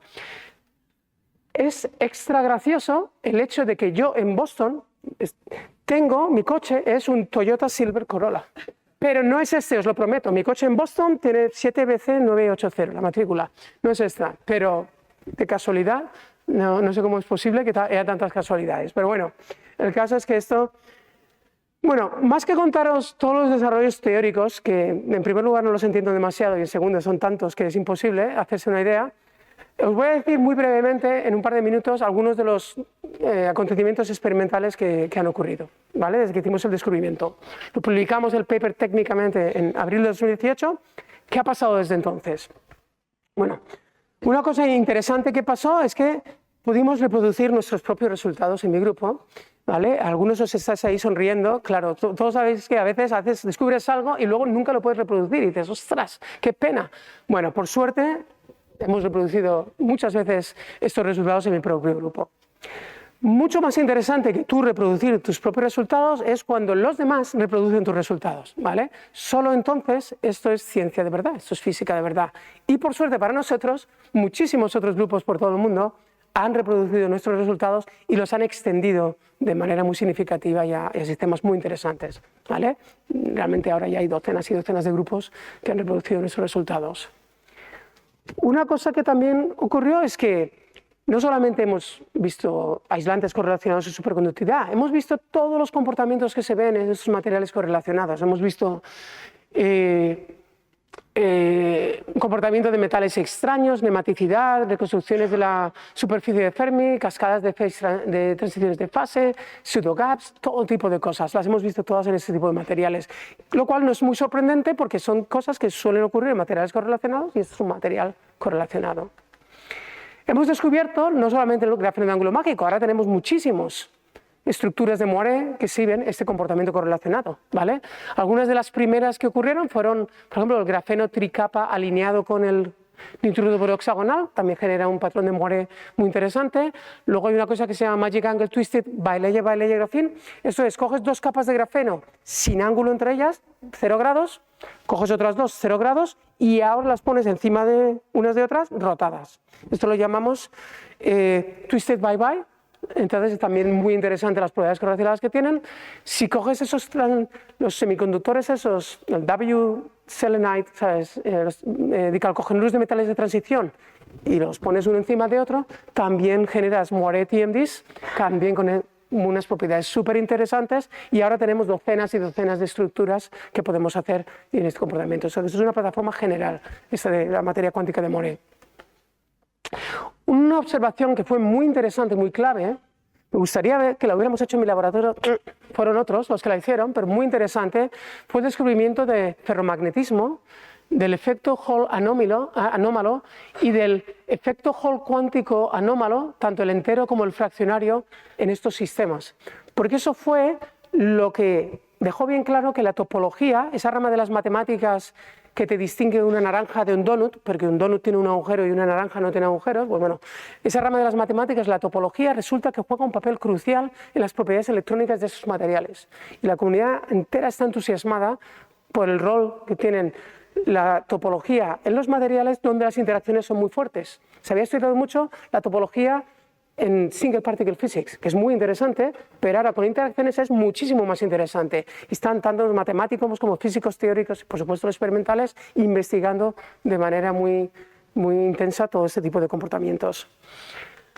La otra cosa es que estos materiales, como son bidimensionales, están ahí directamente accesibles a todo tipo de microscopías. Y aquí que tenéis en Zaragoza muchísimas técnicas de scanning microscopy. Todas las microscopías se han aplicado a estos materiales, ¿vale? La gente empezó, por supuesto, con Scanning Tunneling Microscopy, con el STM, luego con Scanning NanoSquid. SQUID es Superconducting Quantum Interference Device, también se ha estudiado con Scanning Single Electron Transistor, Scanning Near Field Optical Microscopy, Scanning TEM también, había visto imágenes muy bonitas de TEM, y se han inventado incluso nuevas técnicas que no existían antes para mirar estos materiales. La última, y que todo el mundo está súper entusiasmado, es QTM, Quantum Twisting Microscope. Resulta que os he mostrado antes que cuando hacemos un dispositivo, yo cojo una capa de grafeno, la parto en dos, cojo una, la giro, la pongo encima de la otra, cuando hago el dispositivo ya está. Puedo poner el ángulo que me dé la gana, pero cuando hago el dispositivo ya está fijo, ¿vale? Y eso, o sea, la física muy interesante, pero estaría mucho más guay si pudiéramos cambiar el ángulo in situ, ¿no? Pues bien, ya se ha hecho. El Shah Halilani en el Instituto Weizmann en Israel, un colaborador mío, cogió y esto que partimos la capa de grafeno en dos, pues bueno, esta de aquí la dejó en el sustrato, esta de aquí la puso en una punta de AFM, de microscopio atómico de fuerzas, a la que le había dado capacidad de rotación. Con lo cual, ahora puedes hacer así y traer la punta del microscopio que tiene abajo el grafeno, la pones aquí y in situ, eléctricamente, puede hacer y medir las propiedades conforme gira. Eso es algo súper impresionante y ahora hay docenas de grupos por el mundo instalando QTMs en sus laboratorios. Yo estoy instalando uno también porque te permite hacer un estudio in situ y con una profundidad muchísimo mayor de la que hemos podido hacer hasta ahora. Y por último, tan solo deciros que esto que hacemos con dos cartas, porque ahora tenemos que parar en dos, podemos poner 3, 4, 5, 27, todas con distintos ángulos, etc. Esto lo llamamos Moiré Magic 3.0 and beyond, ¿vale? Pues bueno, resulta que existe una cosa que se llama el grafeno tricapa de ángulo mágico, donde el ángulo entre las capas no es 1,1 grados, es 1,6 y también es un superconductor y también hace todas estas cosas. También hay Magic Angle Tetralayer Graphene, Magic Angle Pentalayer Graphene, etc., ¿no? Podemos poner el número de capas que nos dé la gana y podemos jugar con todo esto. Entonces, ahora en el último minuto os quiero decir ¿qué ha ocurrido con todo esto ya un poco menos focalizado en el campo concreto de la materia condensada y de la electrónica? Pues resulta que, como os he dicho, tenemos estas tres plataformas ahora para investigar materiales correlacionados y topológicos, y con esta Moray Quantum Matter Platform, en espacio, la magia de esta plataforma es que en espacio de unos pocos años hemos sido capaces de crear todos los comportamientos de la materia que existen, ¿vale? Hemos sido capaces de hacer aislantes correlacionados y superconductores exóticos. Eso fue inicialmente el descubrimiento, pero luego hemos hecho montones de fases topológicas, montones de tipos diferentes de magnetismo, de cuasicristales, de materiales ferroeléctricos, de metales extraños, de cristales de vidrio generalizados, de sistemas estitónicos, de sistemas neumáticos, y la lista continúa, montones, ¿vale? Y de hecho hemos inventado fases de la materia que no existían antes, las hemos inventado haciendo esto también. Y todo esto lo hemos hecho utilizando materiales muy sencillos. Por ejemplo, carbono, ¿vale? Esto viene al hilo de cómo empecé la charla, preguntándoos, ¿qué determina el comportamiento de la materia? Pues resulta que la composición química no necesariamente, ¿vale? Podemos hacerlo todo con un único elemento químico. Esto, cuando hablaba con la gente, un día me dijo una persona, esto es como la piedra filosofal, ¿no? Sabéis que en la Edad Media la gente quería encontrar una piedra que todo lo que tocaba lo convertía en oro. Y yo le dije, sí, pero no, es una piedra filosofal inversa, es lo contrario. Esto es, tenemos una cosa, grafeno, que la podemos convertir en todo. No es que todo lo quieras convertir en oro, sino que tenemos grafeno y lo podemos convertir en todo, ¿no? Es una especie de piedra filosofal inversa. Y eso hace que nos estemos preguntando cuáles son los ingredientes esenciales y cómo entenderlos que permiten toda esa riqueza de comportamientos. Sabemos que tiene que ver con las interacciones entre los electrones. Todavía no lo entendemos. Todo esto es, de nuevo, experimental. Muchísimos físicos están trabajando. Hemos avanzado bastante. Esto está permitiendo avanzar bastante, pero todavía queda mucho trabajo por hacer. Y todo lo que os he contado hoy tiene que ver con Twist Electronics. Twistronics viene de Twist Electronics. Pero la gente enseguida se empezó a dar cuenta de que yo también puedo jugar con esto en mi campo, ¿vale? Entonces, los primeros que empezaron a hacer cosas con esto también fueron la comunidad de átomos ultrafríos. Es una cosa que se llama Moray and Twisted Cold Atom Lattices. Empezó con Ignacio Cirac, de hecho, que es uno, como sabéis, físico español, es un gigante de la física de átomos ultrafríos, y con su postdoc, González Zuleda, creo que es Alonso o Antonio, Alejandro González Zuleda, publicaron este artículo diciendo, también se podemos girar las redes de átomos ultrafríos, ¿no? Y no se ha hecho en Europa, no se ha hecho en Estados Unidos, en China ya están haciendo esto, ¿vale? Girando redes de átomos ultrafríos interesando propiedades interesantes. Luego, esto que os he dicho de que la velocidad de los electrones baja a cero es la velocidad de cualquier cosa, puede ser electrones u otras cosas cuando juegas con esto. Entonces hay una comunidad ahora de Moray and Twisted Phononics, donde resulta que las vibraciones macroscópicas de osciladores o microscópicas, fonones de la materia, se pueden reducir su velocidad también a cero. Existe este concepto de Magic Angle Bilayer Phononic Graphene, Flat Bands in Magic Angle Vibration Plates. Estas son cosas tanto en lo macroscópico como en lo microscópico. Puedes atenuar la velocidad del sonido, la velocidad de propagación del calor, etcétera, jugando con todas estas cosas. La gente ha dicho, esto se puede hacer con electrones, se puede hacer con fonones, lo podemos hacer con la luz también. Entonces existe el campo de Moray and Twisted Photonics, donde si juegas con tus cristales fotónicos o con tus cristales, con tus estructuras plasmónicas, puedes también reducir la velocidad de la luz muchísimo, y esto te da lugar a todo tipo de aplicaciones donde tienes que hacer optical non-linearities, ¿no? Óptica no lineal puedes hacer mucho cuando reduces mucho la velocidad de la luz.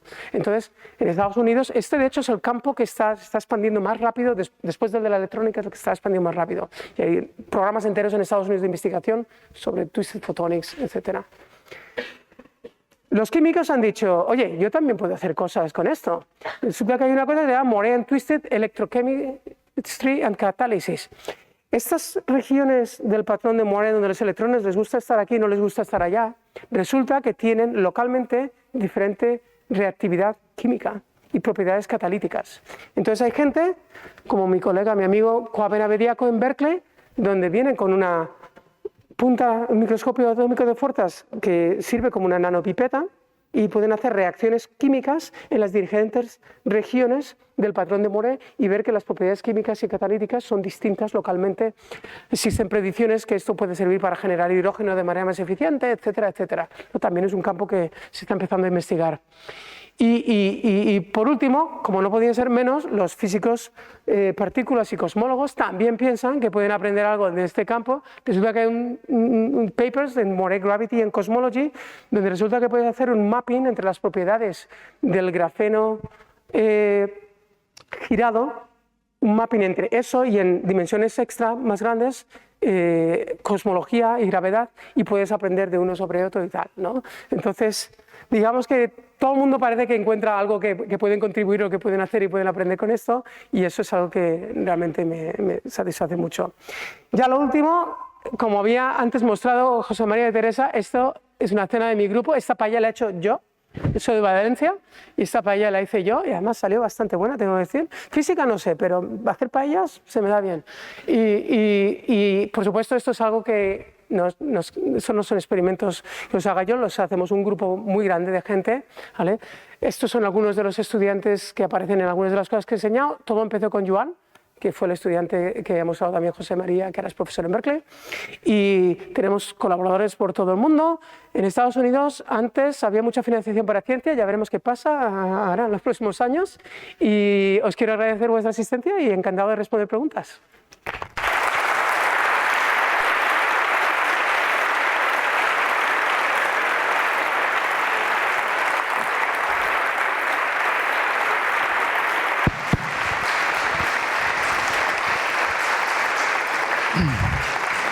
Pues muchas gracias, Pablo, por esta inolvidable charla que está a la altura de algún inolvidable examen. Y está la charla abierta para preguntas, que seguro que bueno, has tocado tantos temas que seguro que hay preguntas en alguno de estos temas. Hola, muchas gracias por la charla, súper interesante para los que no tenemos ni idea de física como yo. Perdona, sí. ¿Por qué crees que os costó 8 años desarrollar la plataforma que luego dices que era tan fácil? Sí, pues eso, a ver, yo me acuerdo que en el 2010 se aisló el nitruro de boro y se vio que si ponías grafeno en nitruro de boro lo podías poner muy plano, ¿vale? Eso se hizo en el 2010. Y con colaboradores inmediatamente empezamos a girar cosas. Inicialmente grafeno encima de nitruro de boro, también genera un patrón de Moré y se modifican las propiedades del grafeno, es muy interesante, pero ya muy pronto nos dimos cuenta de, ¿y por qué no rotar grafeno encima de grafeno? De hecho, habían papers teóricos ya diciendo que igual se podía hacer, pero necesitas tener las dos estructuras muy planas, una encima de la otra. El nitruro de boro te permitía, porque era un sustrato muy plano, ¿no? Y al principio, o sea, esta predicción que se hace en el 2010-2011, resulta que en la física de la materia condensada hay millones de predicciones. Los teóricos predicen millones de cosas. Y el 99% de ellas no se cumplen, son raras, no es imposible hacerlas, o están equivocadas y tal, ¿no? Con lo cual, no te creas que es que esto es lo predijeron y todo el mundo dijo, hay que hacer esto, porque no, nadie. De hecho, el paper, si miro las citas, casi nada. Porque inicialmente, ¿qué es eso de que los electrones a la velocidad de cero? Eso es rarísimo, eso nunca se ha visto en ningún sitio. 1,1, y si no es 1,1, si es 1,7, además, ¿cómo vamos a hacer esto 1,1? Total, yo tenía la intuición de que, como nunca se podía haber rotado cosas en la historia de la ciencia de materiales, y como el comportamiento de los electrones es tan raro, seguro que iban a haber sorpresas si empezábamos a rotar las cosas. Pero no sabía exactamente la sorpresa por dónde iba a venir. Hay motivos interesantes para intentar hacer cosas con ángulos grandes, y de hecho empezamos con ángulos grandes. Resulta que si pones grafeno encima de grafeno con un ángulo grande, aunque estos sistemas de electrones están uno encima de otro, en espacio de momentos están muy alejados los conos de Dirac y interaccionan por Coulomb, pero no hay tunneling porque el momento no lo permite. Y entonces en el 2012 ya teníamos un artículo, un PRL en Physical Reliability en 2012, estudiando las propiedades con un ángulo grande. O sea que empezamos con ángulos grandes. Y luego llegó Joan y dijo, ¿y si hacemos ángulos más pequeños? Y vamos a hacer un ángulo más pequeño. Y en el 2016 publicamos un artículo también en Physical Review Letters, 1,8 grados. Y ahí vimos que los electrones iban más despacio. Y entonces ya dijimos, vamos a por el ángulo mágico. Ahí ya sí que dijimos, vamos a por el ángulo mágico. Y nos llevó un año y medio más hacer dispositivos a 1,1 grados. Y ahí fue la sorpresa, ¿no? Pero ya te digo, es que nadie nos había dicho. Ahora a veces cuando le cuento a la gente la cosa me dice, hombre, está claro que esto iba a ser súper interesante. Yo no sé por qué no empezaste con 1,1 grado ahí 6 meses después de que McDonald lo dijera. A todo lo pasado, todo, ¿sabes? Pero no, estas cosas... Hola, muchas gracias por la charla. Yo no acabo de entender por qué las flat bands dan lugar a la superconductividad, porque en veces los electrones se tienen que mover, ¿no? Bueno, exacto. Ni lo entiendes tú ni lo entiende nadie, ¿sabes? Entonces, porque no sabemos qué tipo de superconductividad, cuál es el mecanismo responsable de la superconductividad, ni qué tipo de superconductividad tenemos, ¿vale? Pero ya hemos aprendido bastante, ya no es las 1000 opciones que nos dieron los físicos teóricos, estamos reduciendo bastante las opciones. Entonces, ¿qué ocurre? A ver, cuando tienes una banda plana, la densidad de estados es alta, ¿vale? Porque la densidad de estados tiene que ver cuánto... Eso en principio es bueno para la superconductividad. La teoría BCS de superconductividad te dice que cuanto mayor es la densidad de estados, la temperatura crítica del superconductor será más alta. De hecho, viene en una exponencial, con lo cual muchísimo más alta cuanto más alta sea la densidad de estados. Bien, en el grafeno de ángulo mágico, cuando describimos la superconductividad, la primera reacción de mucha gente, bueno, hubo una reacción así como bipolar o algo. Hubo gente que dijo, claro, tienes densidad de datos elevada, superconductividad. Pero luego estaba toda la gente que venía de materiales correlados que decía, espera, esta superconductividad está al lado, pegadita a un aislante. Eso es rarísimo. Esto no es como aluminio. Esto no es como niobio o plomo. Esto ocurre únicamente en los materiales exóticos con superconductividad poco convencional como los cupratos. La gente vio los diagramas de fases y dijeron, esto no puede ser que esto sea un superconductor normalito de los de toda la vida pegado a un aislante. O sería muy raro que fuera así. Entonces empezó a haber un debate ahí entre la gente que decía, densidad de estados altos, ya está, todo explicado. Electron phonon coupling, BCS. Y los otros, no, BCS nunca te da esto, un aislante ahí pegado justo a esto, ¿no? Entonces hemos estado muchos años investigando esto y el péndulo se ha movido más y ahora casi todo el mundo está bastante convencido de que esto no es electron phonon coupling BCS, weak coupling electron phonon superconductivity, entre otras cosas porque hemos sido capaces, ahora hacemos zoom en la banda plana y podemos ver en la superconducting dome, la cúpula de superconductividad, podemos medir la densidad de estados en cada punto de la cúpula. Y resulta que la superconductividad, la temperatura es más alta en un mínimo de densidad de estados. Hace exactamente lo contrario que predice la teoría BCS, ¿vale? Con lo cual eso ya, raro. Ahora resulta que hemos medido el tipo de superconductividad y estamos bastante convencidos, yo no diría que es 100%, pero es 95% convencidos de que es nodal, no es wave, tiene nodos. De nuevo, eso lo hace ya súper raro. No hay ningún otro BCS superconductor que tenga nodos o que la gente piense que tenga nodos. Resulta que tiene propiedades nemáticas, también súper raro. Entonces ya, al final, casi todo el mundo está convencido de que las interacciones entre los electrones juegan un papel fundamental, quizá complementado con fonones, porque los fonones son muy extraños también en estas estructuras de Boré. Por eso también hay parte ahí de duda. Pero digamos que la gente ahora no ve tan extraño que haya superconductividad, porque hay muchas cosas que se parecen a otros superconductores no convencionales, donde aparece la superconductividad en sitios raros que uno no se lo esperaría, ¿no? Pero todavía hay mucha investigación que hacer. De hecho, como ahora hemos encontrado muchos otros materiales con estructuras planas que también tienen superconductividad, etcétera, etcétera, y en algunos casos incluso está polarizada de spin, o ya no tienes Cooper pairs spin up, spin down, la tienes up, up. Entonces, todo esto está explotando y, bueno, tenemos 27 tipos de superconductividad distintas, no convencional probablemente todas ellas y tal. Ojo a la siguiente pregunta, que te la va a hacer un físico teórico y no los has tratado muy bien en esta charla, ¿eh? ¿Cómo que no se trata muy bien? Si he dicho que les encanta esto. Sí, a mí personalmente me encanta mucho y sobre todo tu charla, que ha sido magnífica. Pero quería ir por otro lado, José María, que no es el que tú preveías. ¿Qué nos puedes decir de posibles aplicaciones tecnológicas en el futuro próximo? Físico teórico preguntándome las aplicaciones. Muy bien, pues, a ver, imaginémonos que pudiéramos hacer 1 millón de dispositivos todos iguales, ¿vale? Scalable Twistronics, que pudiéramos hacer Twistrónica de escala, que no lo podemos hacer hoy en día, ¿eh? Yo siempre digo a la gente que mis estudiantes son como monjes medievales que están haciendo ahí un códice ahí incunable, extraordinario, acaban, es maravilloso, publicamos un artículo en Nature, ahora otro códice incunible en la siguiente muestra, ¿sabes? Tiene que haber un Gutenberg cuántico ahí que imprima una imprenta cuántica que nos haga estos materiales así como chorizos. Pero imaginemos por un momento que se pudiera hacer, ¿vale? Se podrían hacer todo tipo de aplicaciones cuánticas muy interesantes. Por ejemplo, la tecnología mejor para detectar fotones, single photon detectors, que tenemos hoy en día, es a base de superconductores. Para que un superconductor detecte muy bien y muy rápido un fotón, viene el fotón, el superconductor deja de ser superconductor. Para que detectar el siguiente fotón, el superconductor tiene que volver a ser superconductor y puede detectar el siguiente fotón. Eso hace que quieras tener superconductores ultra finos. Hoy en día son thin films de películas finas de niobio o niobio nitride o otros superconductores de 4 nanómetros de grosor. Este material, el grafeno girado de ángulo mágico, es el superconductor más fino y más ligero.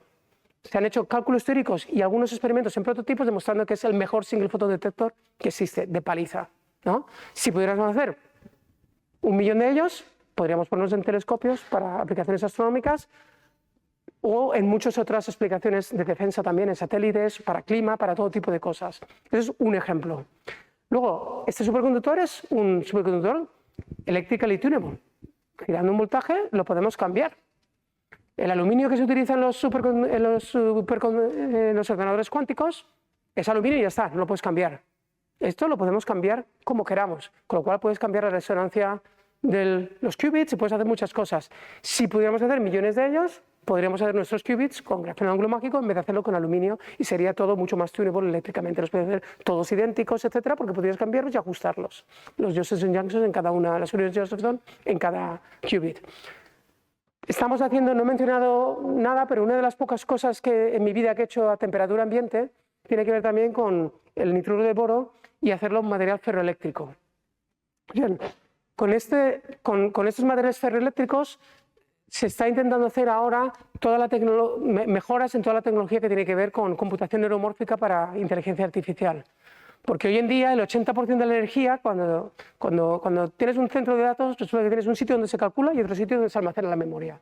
Y tienes que mandar información de aquí a aquí. Y se pierde el 80% de la energía en ese proceso, ¿no? Estaría genial si pudiéramos calcular y guardar en memoria en el mismo exacto sitio. En el mismo sitio exacto. Eso se puede hacer con materiales ferroeléctricos y hay mucho interés en la industria en materiales ferroeléctricos. Resulta que con estos podemos hacer los mejores materiales ferroeléctricos del mundo dependiendo de distintas métricas. Los más rápidos, los que tienen menos fatiga, también los que tienen más estados. En vez de 2 estados podemos hacer de miles de estados, materiales ferroeléctricos con polarización que la puedes deformar continuamente. Y todo esto está genial, excepto que one device at a time, no podemos hacer millones, ¿no? Pero digamos que hay muchísimos tipos de aplicaciones donde si tuviéramos Scalable Twistronics se podría hacer mucha tecnología muy interesante. Bueno, nos vamos al otro extremo, un químico analítico. A ver. Buenos días. En primer lugar, enhorabuena por tu charla, por tu currículum, por tu grupo y enhorabuena también al organizador por haber traído esta conferencia de alto nivel a nuestra facultad. Muchas gracias. Yo solamente es que he visto que utilizabais una plataforma de simulación cuántica cuando has hablado al principio de la charla.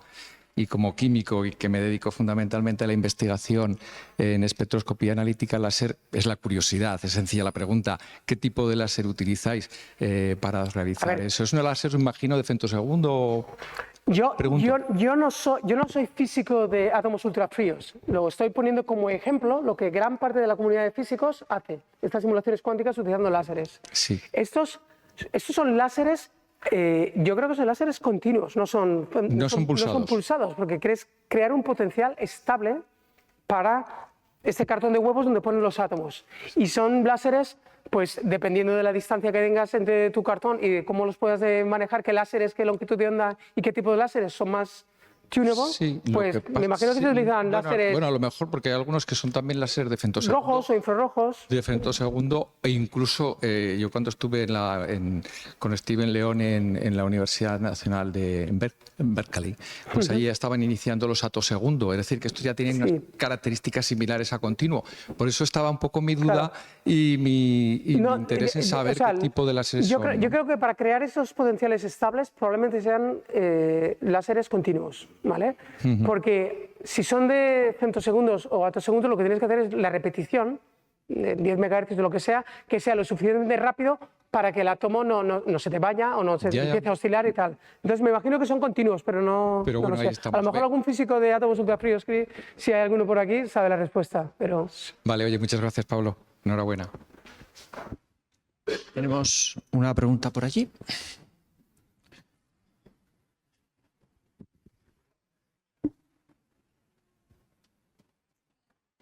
Estoy esperando también alguna pregunta del sector juvenil por aquí, ¿eh? Gracias. Animaos. Sí, bueno, gracias por tu charla, que ha sido muy bonita. Una pregunta muy sencilla. Cuando hablas de la fase superconductora, ¿también el grafeno es perfecto? Bueno, ¿tienes diamagnetismo o solamente te refieres a que conduce perfectamente? El grafito en sí es un material muy diamagnético, ¿vale? Pero el grafeno, o el grafito en sí, no es magnético, no es un ferromagnet, ¿vale? No tiene una magnetización permanente cuando no aplicas un campo magnético. Bien, resulta que en el grafeno de ángulo mágico, si rompemos la simetría de la estructura del grafeno, alineándolo un poquito con el nitruro de boro hexagonal, no sé si os acordáis que el nitruro de boro hexagonal eran hexágonos, como el grafeno, pero alternando boro y nitrógeno. Si pones grafeno y lo alineas con el nitruro de boro hexagonal, eso te rompe un poquito la simetría de las A and B sublátices del grafeno. Pues si pones grafeno de ángulo mágico encima del nitruro de boro y está alineado, resulta que generas un imán ferromagnético, ¿vale? Tienes un dipolo magnético permanente ahí. Y es un tipo de imán, de magnetismo distinto, no es un magnetismo de spin, es un magnetismo orbital que se llama, ¿vale? Entonces, eso es algo que es muy interesante y que da lugar, en su origen están las propiedades topológicas que he mencionado de la estructura de banda del grafeno de ángulo mágico y da lugar a efectos muy interesantes, el efecto Hall anómalo, pero también el efecto cuántico entero y el fraccionario anómalo. Entonces toda la gente está súper entusiasmada por eso y es por magnetismo, pero ferromagnetismo, no diamagnetismo. Ya las dos últimas preguntas. ¿Quién me había pedido la palabra por ahí? Allí, vale. Y luego aquí un estudiante para acabar. No, ya, por eso, pero me había pedido el primero y luego ya el estudiante.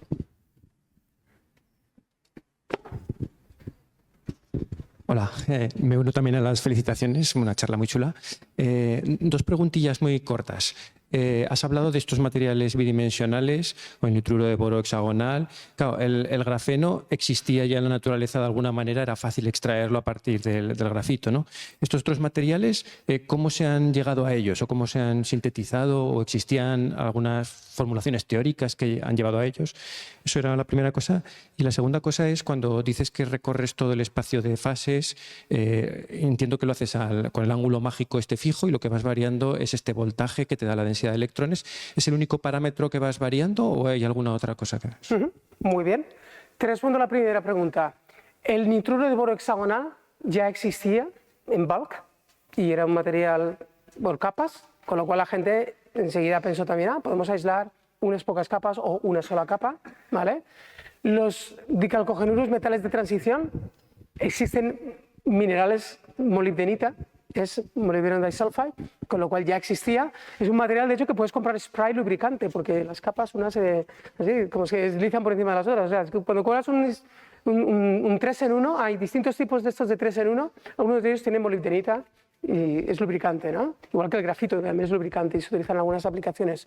Con lo cual, la gente, después de aislar el grafeno, la gente empezó a pensar, a ver, materiales de estos de Van der Waals, tridimensionales, pero que ya lo ves cuando ves un cristal que está hecho por capas, ¿cuántos hay? Vamos a empezar a aislarlos. Y, la mica también se puede hacer, montones de materiales, ¿no?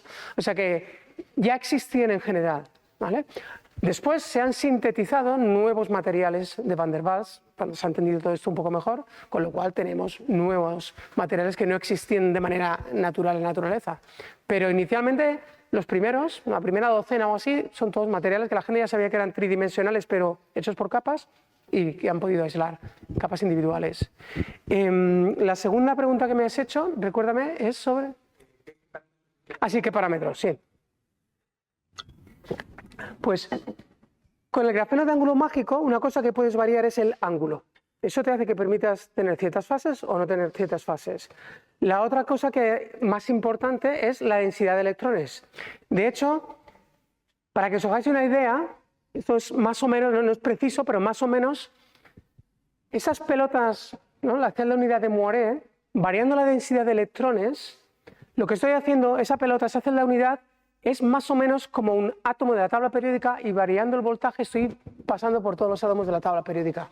Eso es parte, no todo, pero parte de la razón por la que puedo hacer todos esos comportamientos. Es que tengo una tabla periódica que controlo con un voltaje, ¿vale? Entonces el voltaje es muy importante.